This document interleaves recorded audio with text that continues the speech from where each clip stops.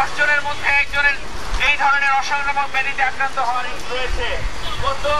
কতজন মানুষ আমরা আজকে এই সমাবেশে উপস্থিত হয়েছি, তার মধ্যে কতজনের এই রোগ রয়েছে বা রোগ হওয়ার সম্ভাবনা রয়েছে তাও আমরা আন্দাজ করতে পারি।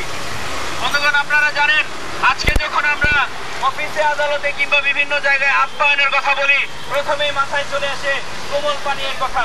কেন আজকে কোমল পানীয়ের এই ট্রেন্ড চলে এসেছে আমাদের সংস্কৃতিতে? বাংলাদেশের মানুষ বড় জোর শরবত খাওয়াতো, অন্য কিছু খাওয়াতো, ঘরে তৈরি জিনিস খাওয়াতো।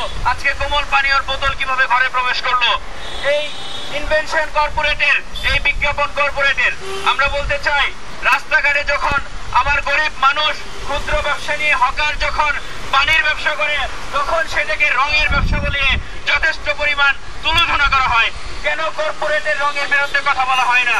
আজকে 7 আপ স্প্রাইট সহ বিভিন্ন ধরনের কোমল পানীয় রয়েছে, সাদা, কালো, নীল, হলুদ, বিভিন্ন ধরনের।